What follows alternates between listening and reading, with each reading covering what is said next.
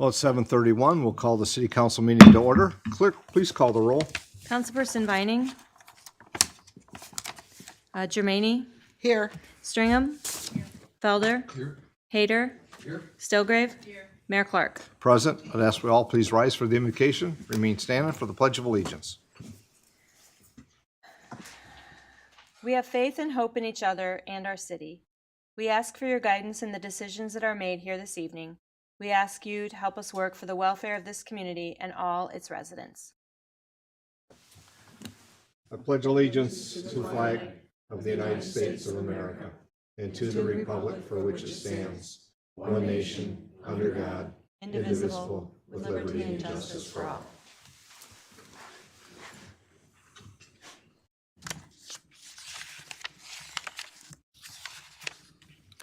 Clerk, next item, please. The next item is approval of regular agenda. Thank you. Manager Robinson, any adjustments to the agenda? Yes, Your Honor, I would like to ask to add at the very end a closed session, discuss pending litigation in reference to Oak Forest.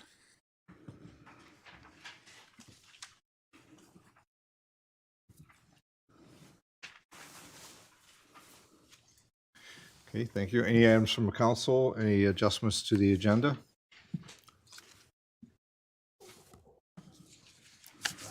Be in order to approve the agenda with the requested addition. Councilman Felder. Yes, Your Honor, I'd like to make a motion to approve the agenda with the addition of a closed session regarding pending litigation related to Oak Forest.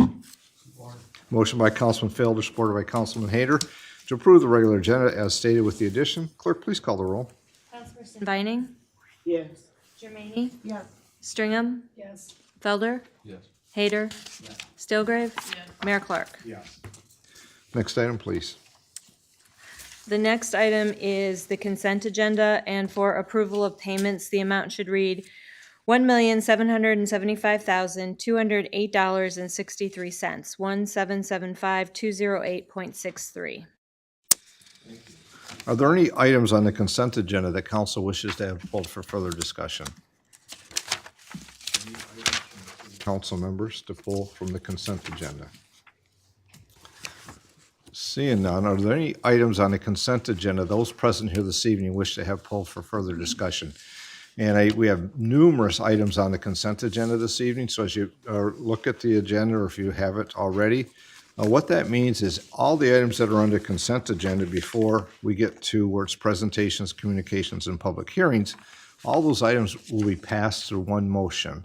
If there's an item on the consent agenda that anyone here wishes to have specific discussion about before there's a vote, you can just come forward and say you'd like to pull a particular number, and then it'll be added at the end of the agenda.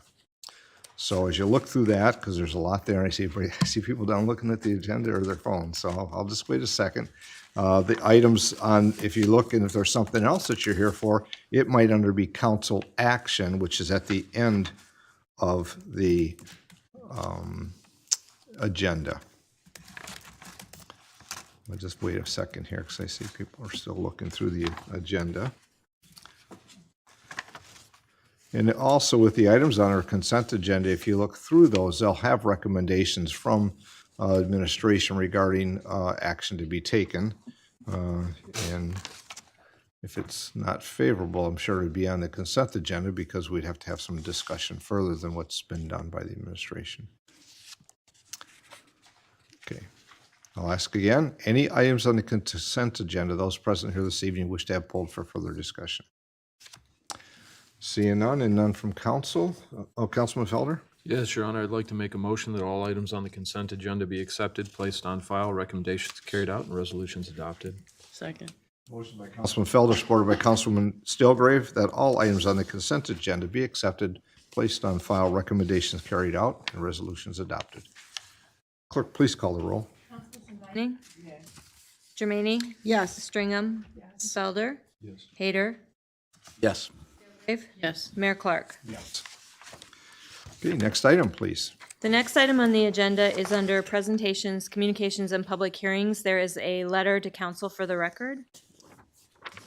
Manager Clerk Lavoie, you received the letter, correct? And you forward that to the city manager? Correct. Okay, Manager Robinson, comments for the public, what, in a general sense, what the letter may be about? And then, of course, it's part of the record.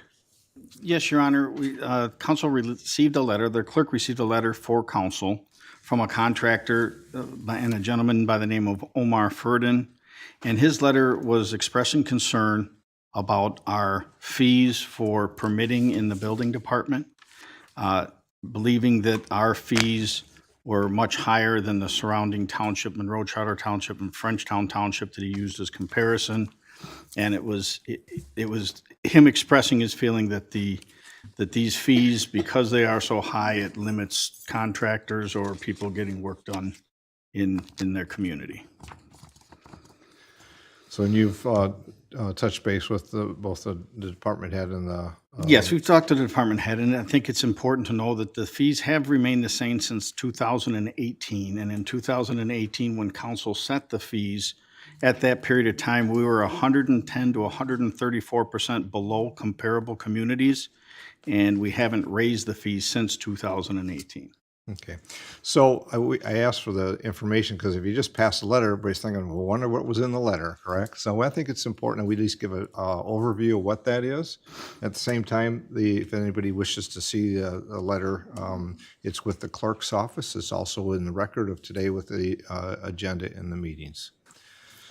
And we're not taking motion on this. It's just simply a recognition that the council, it's being received. Correct, clerk?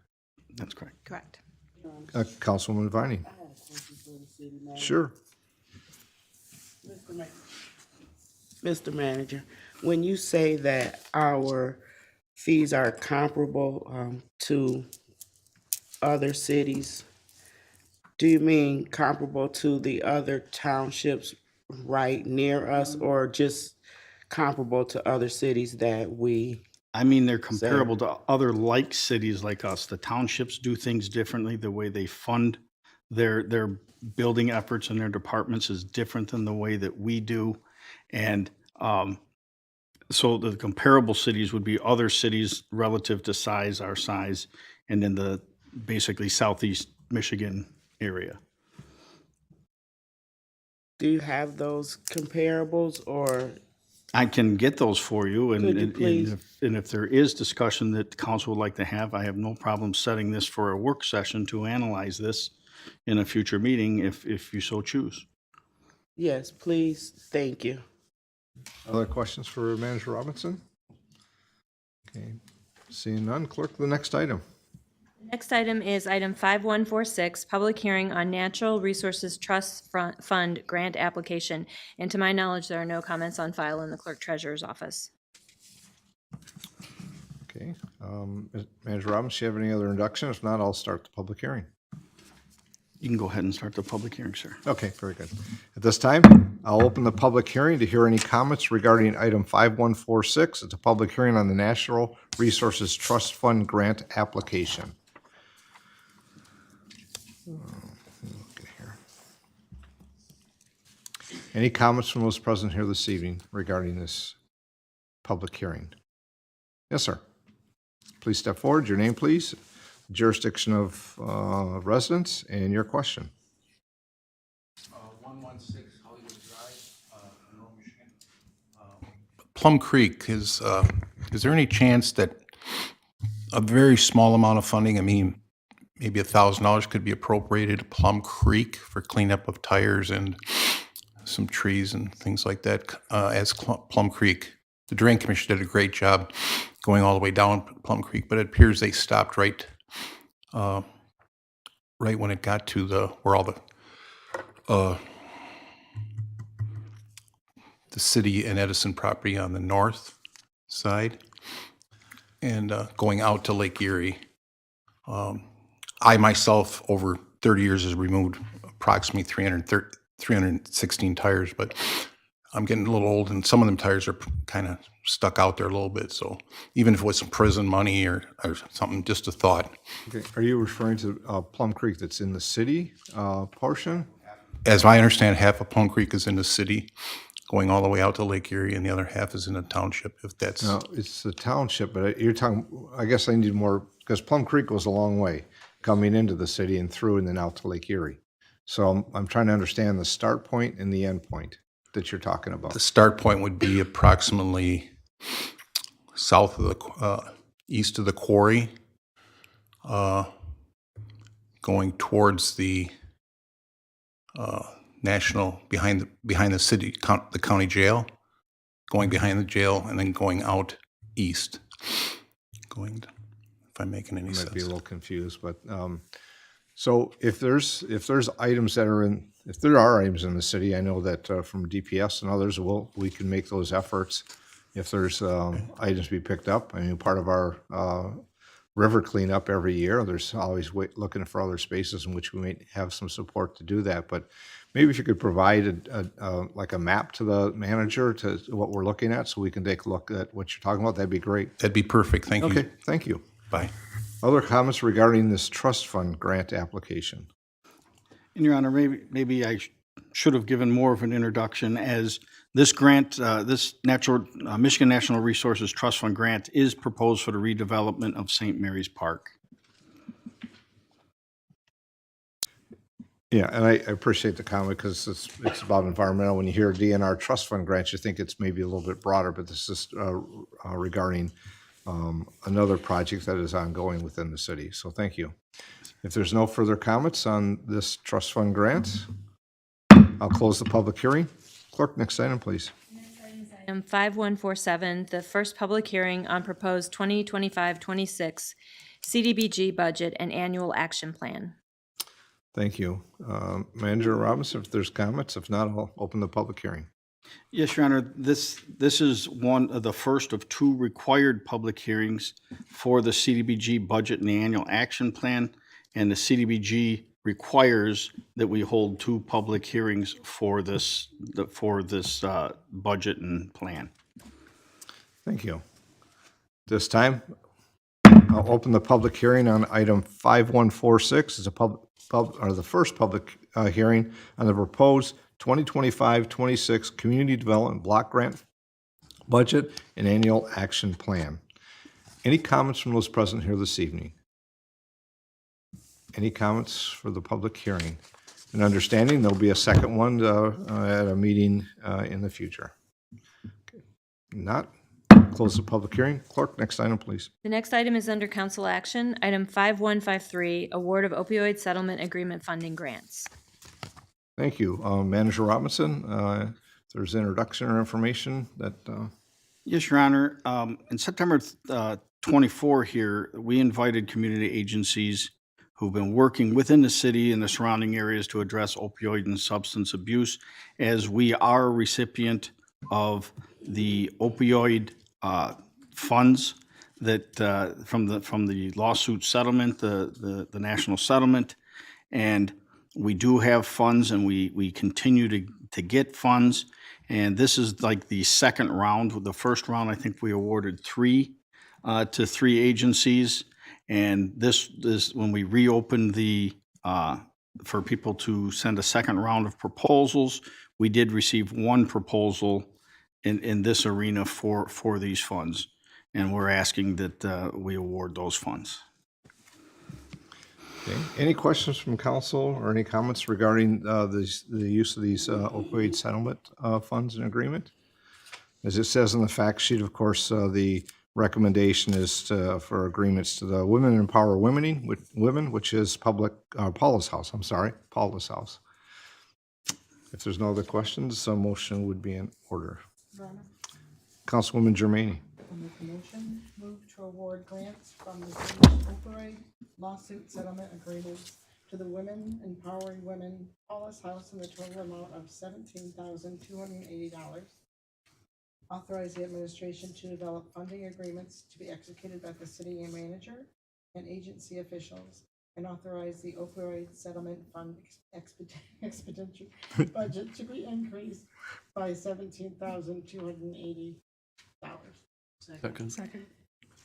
There's a lot of seconds. There's a motion by Councilwoman Germaini, supported by Councilwoman Stilgrave on item 5153, the award of opioid settlement agreement funding grants. Clerk, please call the roll. Yeah. Germaini? Yes. Stringham? Yes. Felder? Yes. Hayter? Stilgrave? Mayor Clark? Yes. Next item, please. The next item is item 5143, similar use determination case D 25-001, 12 West Front Street. Thank you. Manager Robinson? Yes, Your Honor. A business owner, Shannon Evans, sent in an application for a similar use determination to our Citizens Planning Commission to open a driver's education academy at 12 West Front Street. It doesn't neatly fit into any of our CDB district's zoning. So when that happens, we look to find, is it fit in something that is allowable in that zoning?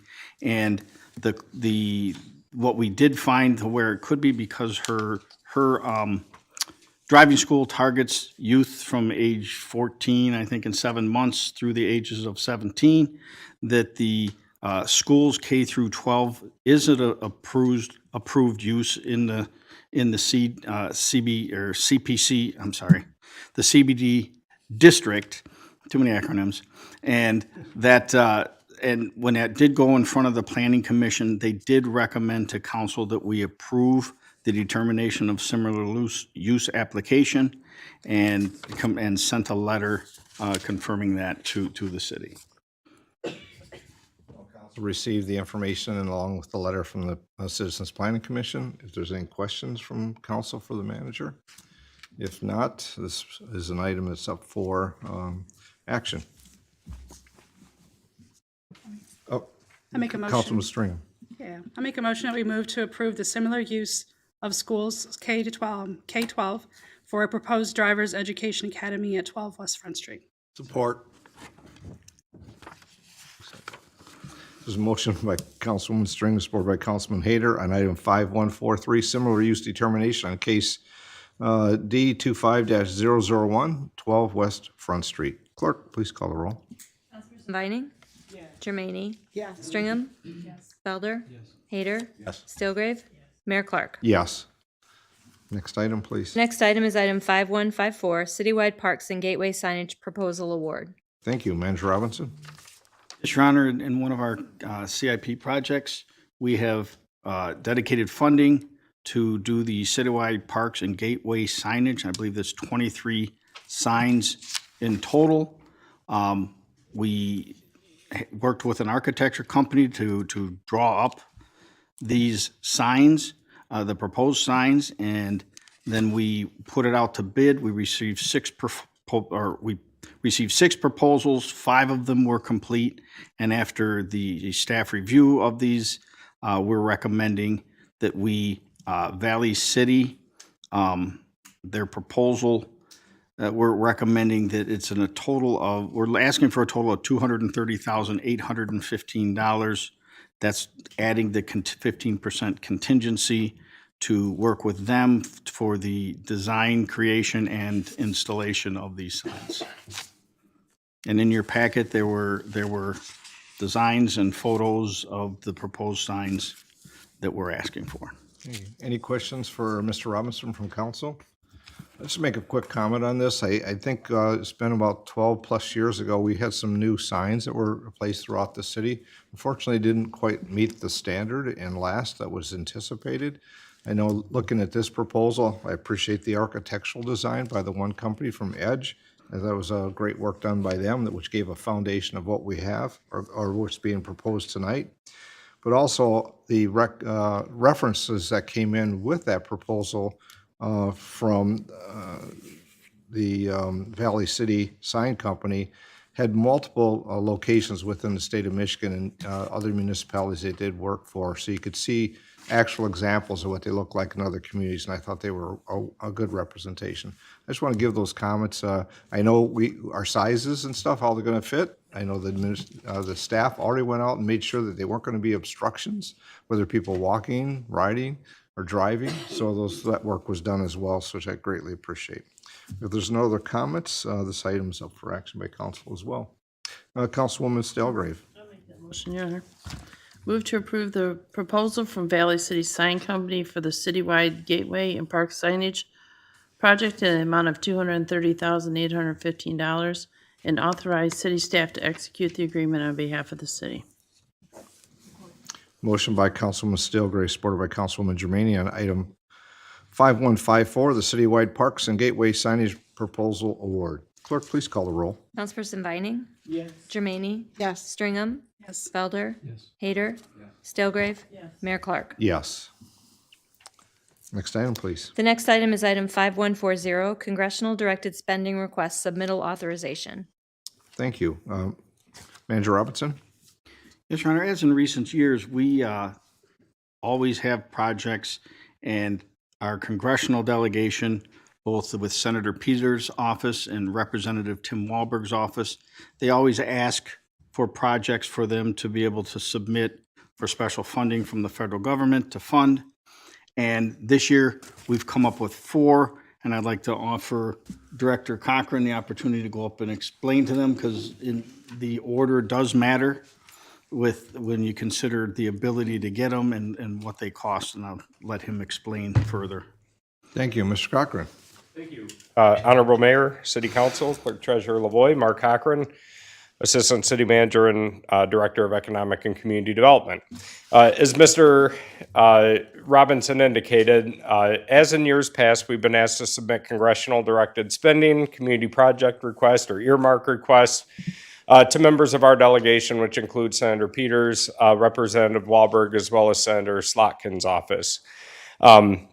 If you've been following the federal action lately, they did just pass a continuing resolution to fund the government through September, which means they did not adopt a budget for fiscal year 25, so they're beginning to work on the fiscal year 26 projects. We've consulted with all the offices and the staff of each office as well. Each office typically puts out a guidebook that talks about the different accounts and funds and guidelines on what the appropriations committee and subcommittees are requesting projects for this year. And so looking at some projects that we have at the ready, the projects that score the highest are shovel-ready projects and equipment this year. And so we had to come up with our requests, fill out the applications, as well as rank and priority order our requests. And so in your agenda packet this evening, the 4 requests that we submitted are the realignment of Detroit Avenue for the Battlefield Parkway, which is part of the Riverways and Heritage Corridor Master Plan. The reason that ranked first is because it's a project that's ready to go. It's already been designed. The engineering has already been done. If we get the funds, we could start the work on day 1. And also because it's been a priority in years past for our submittal, and also because it's one of the highest priorities in some of the master plans that we have. And it's one of our capital improvement projects as well. The second project, working with the Director of Public Safety, Chad Tolstead, we are submitting a request to purchase additional Meraki and flock cameras as well as a drone. This was presented to City Council as part of a capital improvements project. As you know, we've been installing cameras across the city for security purposes, and so we're proposing to purchase additional cameras as well as a drone for the Public Safety Department. Again, looking at the sweet spot with the dollar amount that they're considering requests for, and because this is an eligible project through the Department of Justice this year, we rank this as priority number 2. Third is the addition and construction for the multi-use building at the ALCC. Of course, we've got our project ongoing, the expansion of Navarre Library and the Community Center underway right now. But if you'll recall, when we did the space analysis and the master plan for that project, there was an addition on the north side of the property that included a new home for Joe's Boxing Club. Recognizing that's been something we've all heard is still a want and a desire for the community, we ranked this and submitted this project because it is an eligible project through HUD, the Housing and Urban Development Department. However, we ranked it a little bit lower primarily because it's not shovel ready. We are working with Stephanie Kasper-Zach on another grant to help us get the project shovel ready and come up with construction designs. But we still felt it was a valuable project to submit and put in the hopes that we can get it. And then finally, fourth is additional training equipment for the Public Safety and Police Department as well. And so those were the 4 projects that we felt most met the criteria as well as the eligibility requirements given the guidance we've gotten. You'll notice in this evening, there's a resolution for Senator Peters' office and Representative Wahlberg's office. That is because Senator Slotkin's office is still working through their process to set up the ability to submit requests. So that will be coming later, but it'll be the same 4 projects. Thank you, Mark. Any questions from council from Mr. Cochran?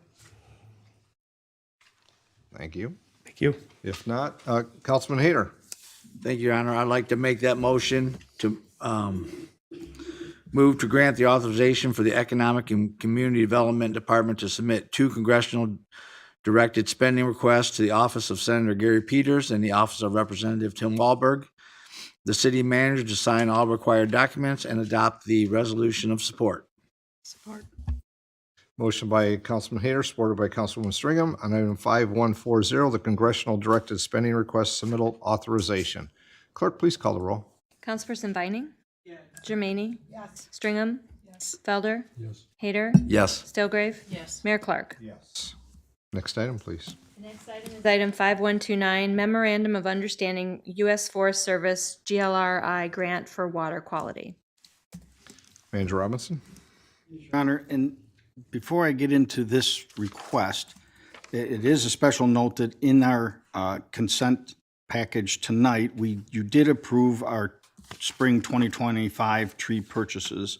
And in that purchase, we are purchasing and will be planting a total of 125 total new trees. Well, what this memorandum deals with is we're working with Relief of Michigan. It's a nonprofit organization partnering with grant projects. It's funded through the U.S. Forestry Service, Great Lakes Restoration Initiative. What this is, it's a community-based approach to improve water quality in the River Raisin water thread through the assessment, education, engagement, and tree planting. There are 4 communities in the River Raisin watershed that'll be participating in this effort, which has been funded and planned for 2025. In our city, there's going to be 75 locations that'll ultimately be selected for planting of new trees, so that's another 75 trees.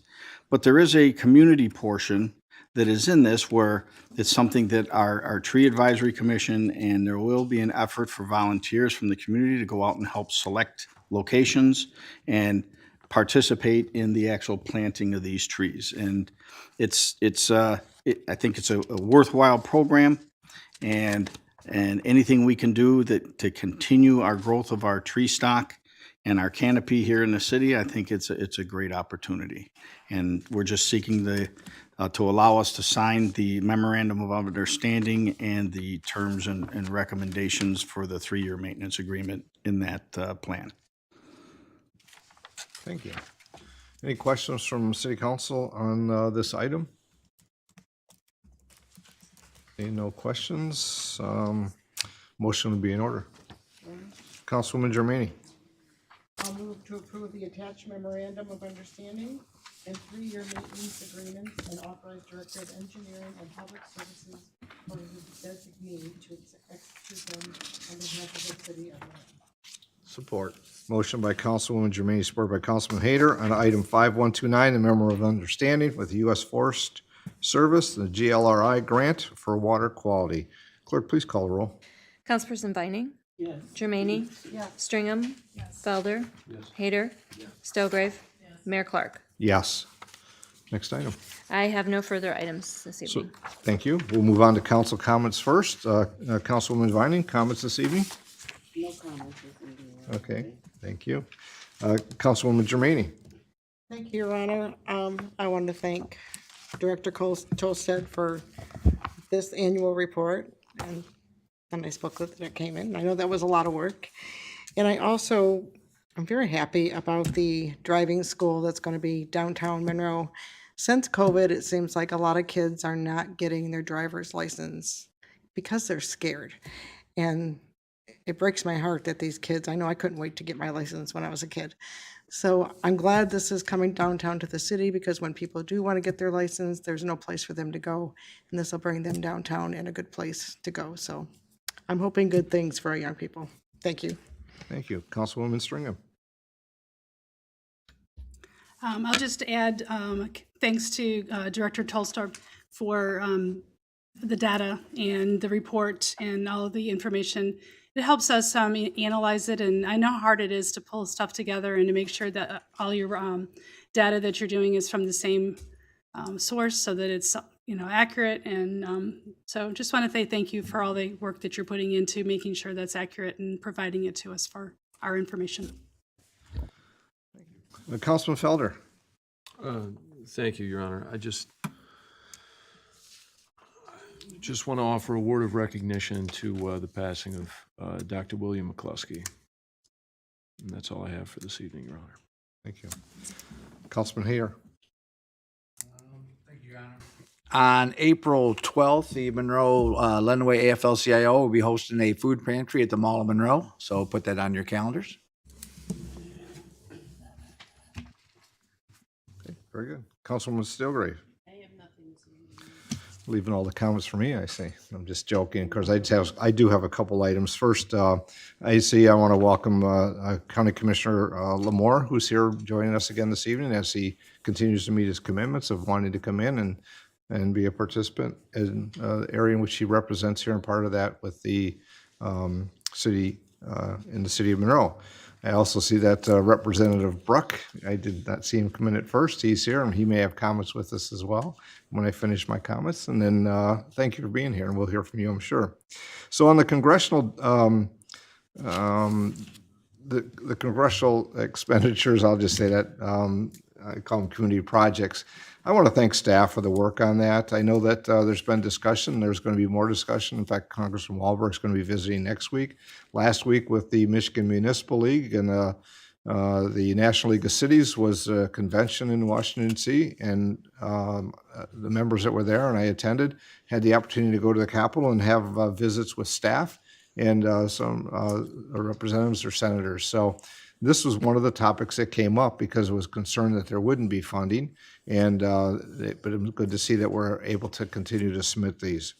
Speaking of that, if you looked at tonight's agenda, and Manager Robinson mentioned the one that was in the consent agenda, there's many grants that are on our proposal here. And it's something that the city, we have the kind of the idea and vision of how we have to get it done, but we're not the ones as council writing them. So Caitlin, she's here. I want to say thank you so much for your efforts and the grants you've written.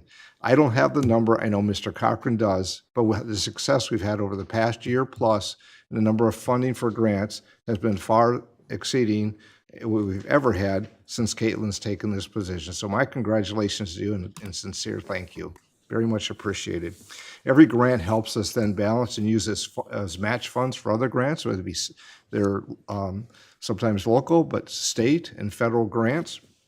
And without that, just so much less that we'd have done. So Caitlin, again, I want to say thank you. Caitlin's with our Community Economic Development Department, and she's had the successes. So thank you so much.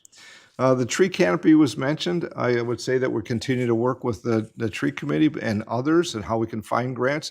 There's much more we can do, but we recognized here a week or two ago, we started having a conversation in SEMCOG, which has given us much data for much of what we do. They have a tree inventory, just like the city does. Any resident here can go to their home, go to the map, which we have online with the city, and there's a dot out in front of your house on the city property. If you hover over it, it'll tell you what kind of tree it is, tell you when it was planted, and if it's dying, if it needs to be replaced, you can simply send up a report issue, and then you can have input in the tree to select if it fits the type of, where there's not lions overhead and things like that, so we make sure that it can grow appropriately.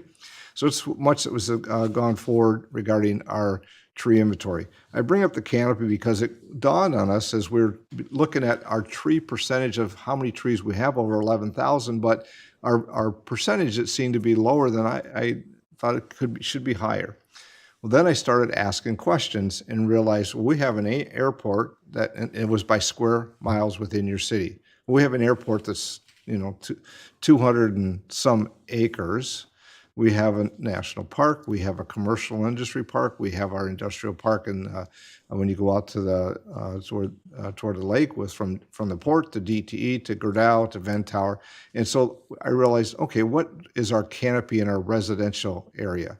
And SEMCOG does such great work, they're working on that now. So we hope to have an understanding. Not that we still don't want to add trees, because we have spaces. We know we have some gaps.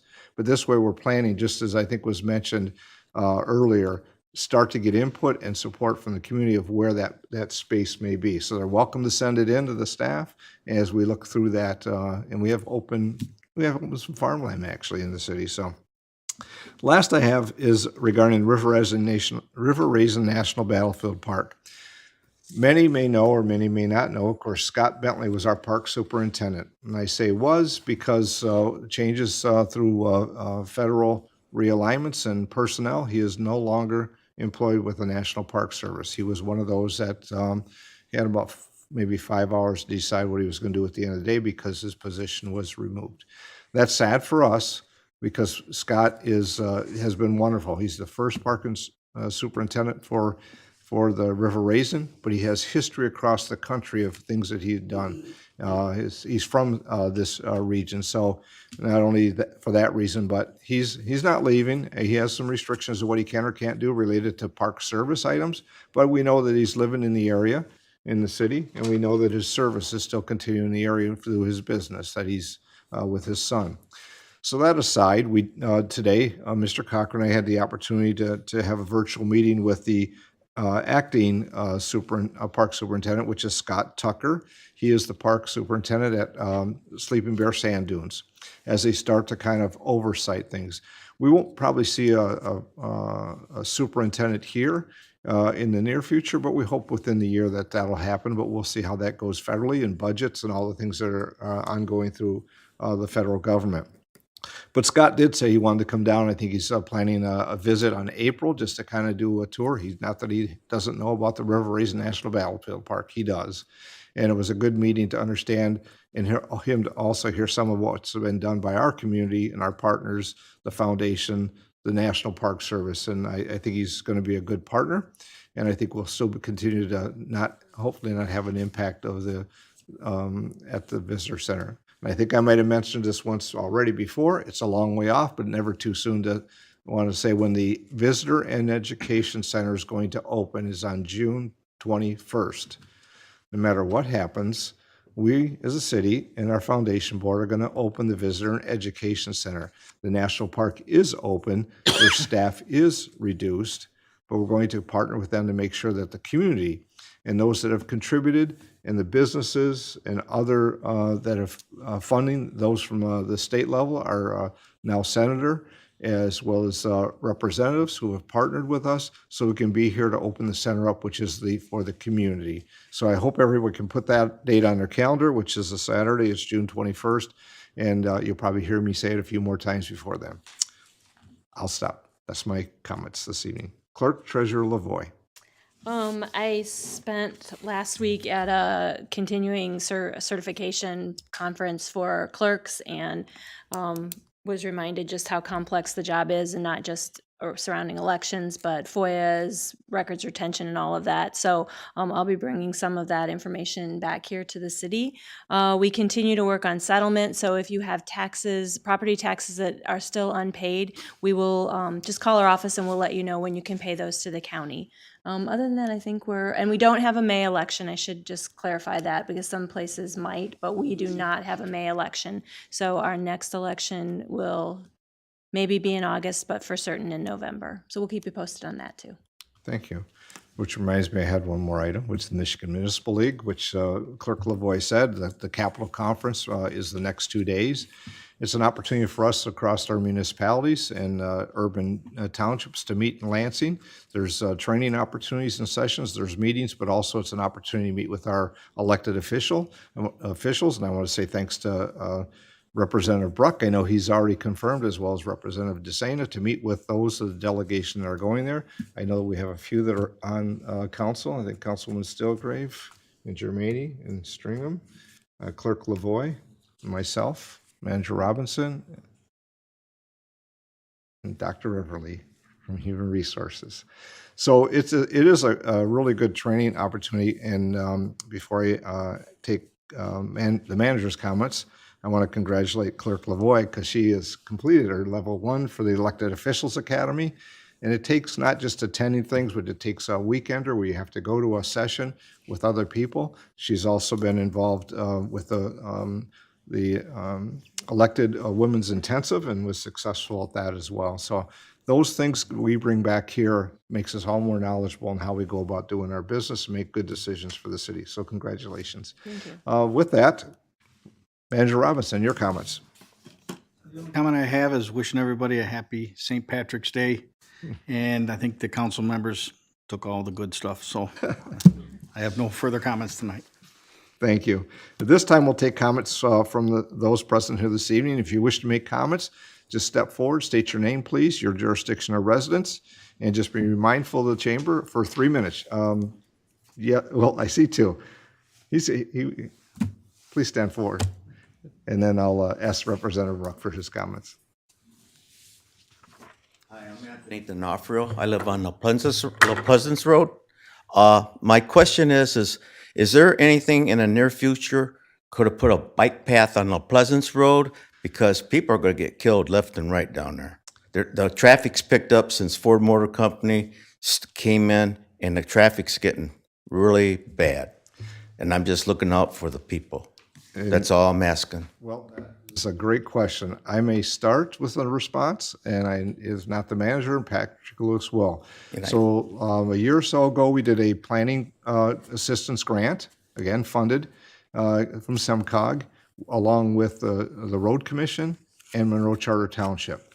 And so it took in consideration La Pleasance Road from where in the city, Jones, Yeah. all the way out to Bowles Harbor. Right. So from that grant and work from the staff, the Jones and La Pleasance was engineered, and we received funding also to. I'm not going to get myself in trouble here. No, because no. He knows the number, but with that is including, as we continue to move the plan forward, is to put our bike path in. And we're hoping that the Monroe Charter Township will join us on the other side of the road, but at least get the first part done from Jones to Kentucky. Right. And then if we Right. can get that in there, then hopefully we can support them as they move forward out all the way to Bulls Do you Harbor. have any idea about when that would start? I'm only asking a question. Yeah, that's a good question, because I'm not going to say the wrong Not date. gonna, Manager I don't want no Robbins? trouble. I'm just. No, asking- you're I'm making asking a good question. It is a great for Nobody question. gets killed. Yeah. So I don't have the date specific. I'm looking at the manager, Robinson, and I'm Mr. looking at Lewis. Mr. Lewis, who's the keeper of the construction schedule. And I don't have it with me, or I'd look it I up. have one too. other question. Yeah, sure enough. The time. Honorable Mayor and Council, Patrick Lewis, Director of Engineering and Public Services. Yeah, I'll give you a short version, and then you can ask for good. elaborations if you want. The first phase of the project was awarded $646,000 in TAP grants. So that's additional federal money we're going to use to combine with our 2026 and 2027 STP funds, which is the normal entitlement, if you will, that we get through the Surface Transportation Bill. It's about a $2 million effort, which would completely reconstruct Jones Avenue and La Pleasance Road up to the Plum Creek Bridge and add sidewalks on the sections not only of Jones Avenue, but also La Pleasance Road going north from Plum Creek all the way to 7th, where they kind of stop today.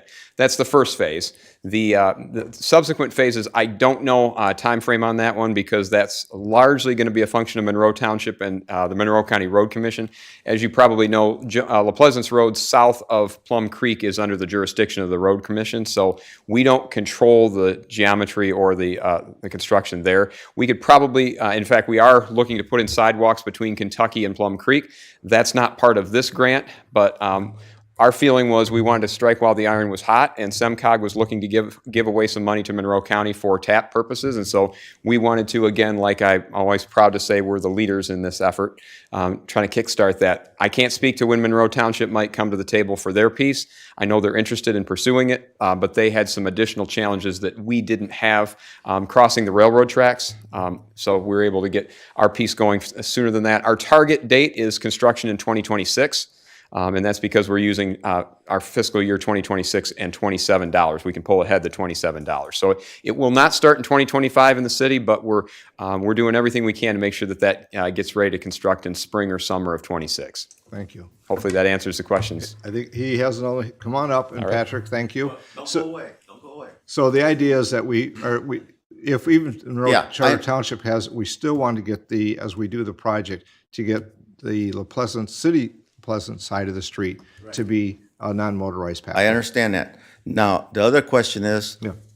for you, is from Jones Avenue, or I should say, La Pleasance Road, going to 7th Street, there's no sidewalks. We have to walk in the street. Is there any way of getting sidewalks put there? It's only a question. Okay, so that's a good question, because there's ways in we have funding me. I think Yeah, Jones to that's 7th. okay. Perhaps I wasn't clear. That is part of this project. Those yes. So basically, we're taking care of everything within the city limits that lacks sidewalks from Plum Creek north. That includes both La Pleasance up to where they stop now around 7th Street, and then going west along Jones Avenue, sidewalks and on-street bike lanes on all of Jones Avenue. So that, yes, yep. So your section is in the project. So Thank you, hopefully that Patrick. helps. Representative Bruck, you were next. And thank you for being here.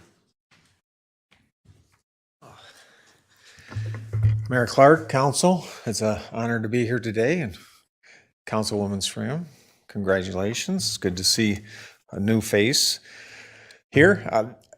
I'll try to keep it 3 minutes. I don't know if that's possible, but I will try. It's been a very busy year thus far, as you've seen. A lot of action in Lansing, a lot of changes have occurred up there, and a lot of things are getting done. Most recently, we did have two major issues. Our priority issue this year in the House was passing, amending the ESTA and the sick credit, or sick time credit. Not sick time, sorry, tip credit, getting that corrected. That was a heavy lift, and we're able to resolve a lot of issues that helped a lot of businesses. I will admit it certainly is far from perfect, but it definitely helped a lot of businesses in our communities that would have been affected dramatically in the negative. And so we were able to get a number of things there that helped our restaurant owners specifically, and then all of our business owners, especially some of our small business owners. On the ESTA, which is the Emergency Sick Time Act, we made some major revisions that allowed our businesses really in this border district to compete better with Ohio versus what would have happened.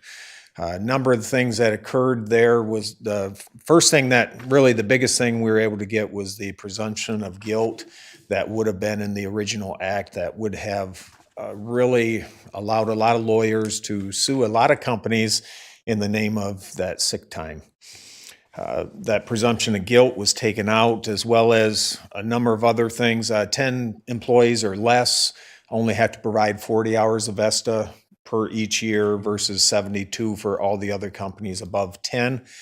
We were able to get some provisions in there as regarding temporary workers, 120 days or less, which I'm sure Clerk Lavoie is very appreciative of. That allows, our townships and our cities that are hiring temporary workers for elections and things not to have to pay sick time for people that are only working for a few weeks or a week, or it's just something that was going to create a lot of hardship for all of our communities to handle. We were able to get a 120-day temporary worker in there. I am personally working on some legislation that would extend that, but that's going to be a little lift there. But we want to help our farming communities, because normally they have 6-month to 8-month temporary workers that come in, and they're already, reeling under the H-2A agreement, where, we have some of the highest rates that they have to pay here in Michigan in the farming community. So we don't want to add to that as well. Some other things that were put in there was the ability for employers to enforce their attendance standards. In the original act, there would have been a 72-hour notification on sick time use, which really places our 911, our sheriff department, all our departments in a lot of peril if individuals can take time off and 3 days later claim it as sick time. And it just creates a lot of instability in the environment of the employee arena. So we're able to get that in there where it's a 12-hour or 24-hour notification period. I think that's a fair compromise that we had. It took a lot of compromising between the Senate and the House to get that through and then get the governor's signature. A lot of positive things. As I said, it certainly is not perfect, but it is much better than what would have happened on February 21st. Other things we're trying to battle, our next big thing up in Lansing is the road budgeting, the road funding. There's a lot of things in there that we are going to be working on this week. Road funding, we're trying to fund a stable cap at, about $3.1 billion around the state. And so in order to do that, we have to shift a lot of our revenue sources. It's revenue neutral as it stands currently in the House, looking at replacing the 6% sales tax on fuel and making a flat rate tax on that. So essentially it's revenue neutral, but then all of those funds would go into the road, the Act 51 and the road funding. Currently, the 6% that you pay on your fuel tax, I don't know if most people know it, but most of that 6% does not go towards the roads. And that's kind of a common sense thing. If you're paying fuel tax, you should be paying that fuel tax towards the use of that fuel, which is our roads. So we're looking at that. That'll be placed, I think it's a 41 or 42 cent flat tax on fuel, where right now there's, the 34 cents and then 6%. And now we're just looking at making it a flat tax. So if gas prices go up or down on the wholesale price, the tax stays the same. It's a stable tax for our road funding.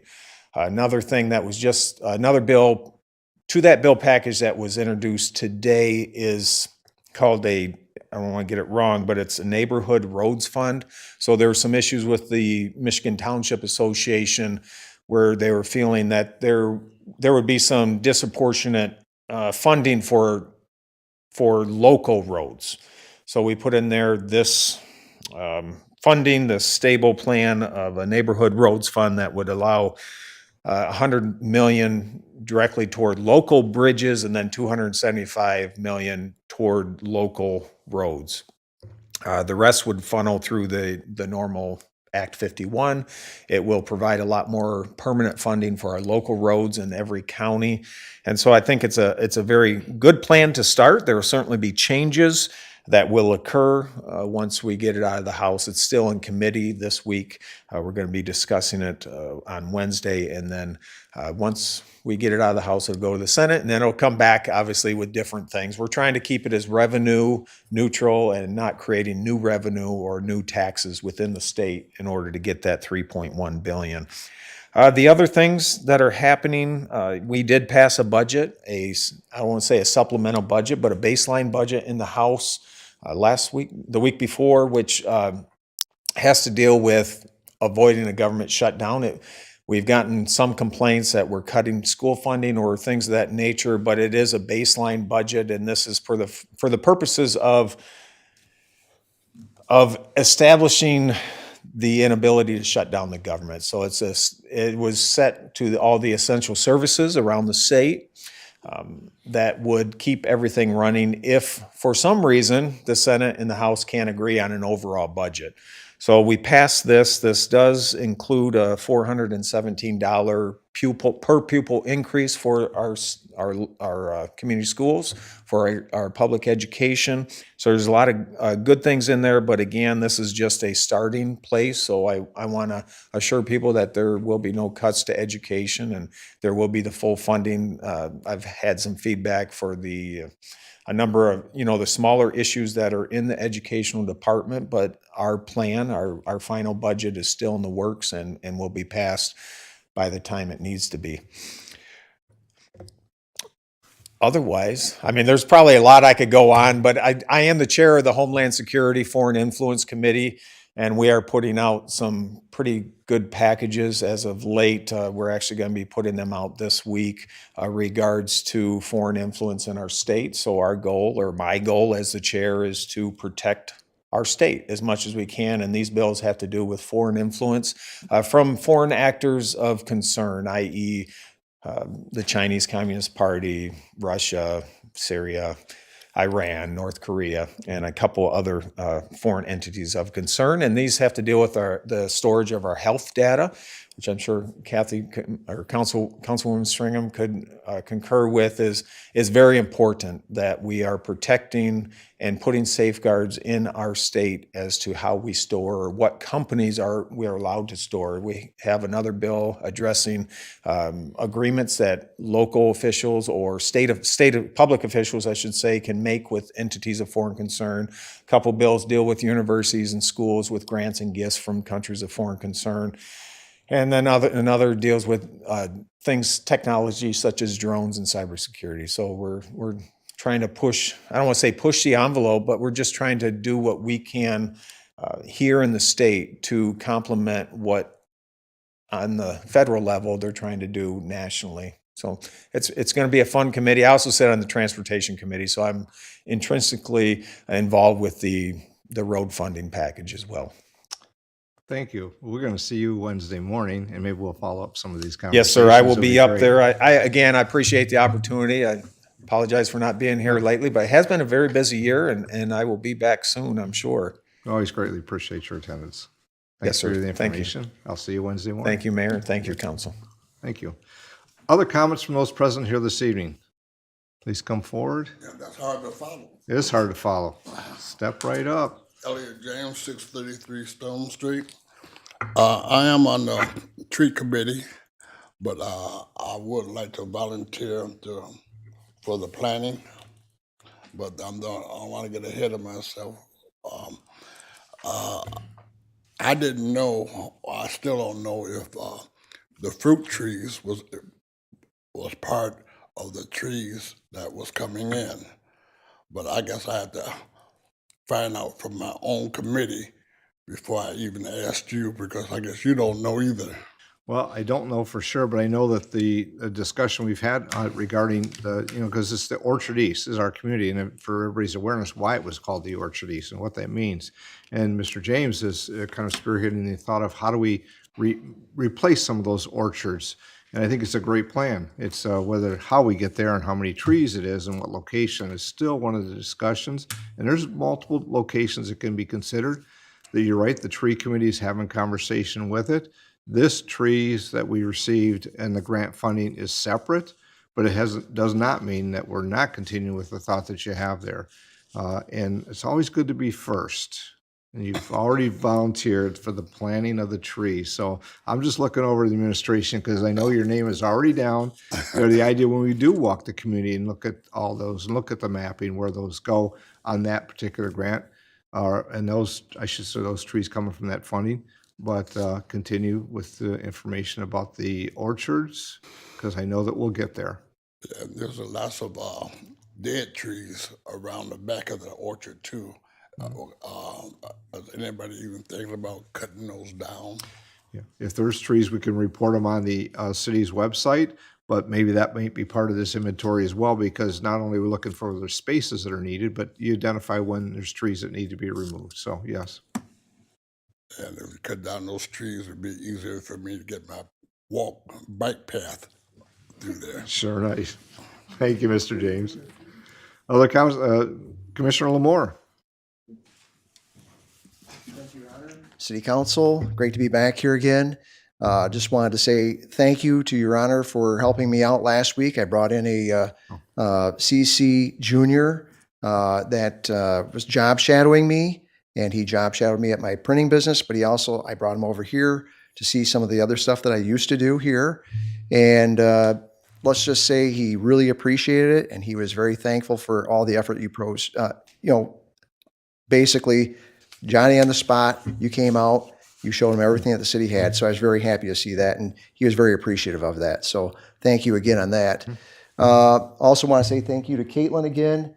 You're doing a great job. You always did a great job while I was here on council, getting a lot of these grants. You've been great for the city, and I really appreciate all the effort you put forward. So thank you for that. And lastly, I received a letter today from the city requesting some financing for the rail separation project. And I want to say so far I've gotten some positive reviews on that from my colleagues, and hopefully we'll have a great answer for you coming forward here at one of our meetings. I look forward to it. It's something that when I was on city council that I was fighting for, And you know darn well that being a county commissioner, I'm also fighting for that, because it's, by the way, this is going to be, if it comes to fruition, the largest infrastructure project in the county. So in my opinion, it's well worth it, and it's needed. And that's all I have. Thank you again. Yeah. Just as a follow-up comment to that, because of the grade separation is West Elm Avenue, as you go over the railroad tracks, the YMCA is there. We received a $28 million grant to do a grade separation, which means we'll be going under the railroad track. So we will be the first location in the county for that rail that will have either a bridge or an underpass, so that you won't be restricted by the trains. It'll be open travel. So it is a significant idea, and it comes because of past planning by the city long ago. And then we kind of revived that probably around 2012, and SEMCOG knew we had it, and we received a call and said, we know you have a plan and there's funding that's coming. That was probably 3 years ago at least, if not 4. And so because of that, we get the grant submitted probably 4 years ago now, when we received that funding. And of course, we are looking to make sure we meet our match funds, which is about $6 million. And we're getting close. And from a variety of other funds from the state, from the railroad, from others. And we're trying to make this so we can get the project done and not lose time. And it is one that was allocated, because I know a lot of things that's going on currently in the federal government. If projects are not allocated and already designated funds, they may be getting drawn back in and not funded. Thankfully for this one is, and that's the question I had when I was there. Is this still going to be a go? And it is. We'll just keep working forward. So thank you, Commissioner. Yeah, Thanks thank for your you support. as well. And just to let Mr. James know, this would also continue the Heritage Trail right underneath the tracks as well. So it wouldn't just stop there. It would continue on. So I'm pretty sure you'd like to hear that as well. Not just motorized, but of course non-motorized. A lot of walkers, a lot of people that bike, walk their dogs on that street currently, and we have times come when the traffic can't flow. That said, other comments from those present here this evening? Comments from those present? If not, motion to go in closed session. Almost forgot. Motion to go into closed session, Your Honor. And for the Oak Forest? Yes. Discussion, thank you. There's a motion and a support from Councilwoman Germaini to go into executive closed session for litigation. Clerk, please call the roll. Combining? Germaini? Yes. Stringham? Yes. Felder? Yes. Hayter? Yes. Stilgrave? Yes. Mayor Klein?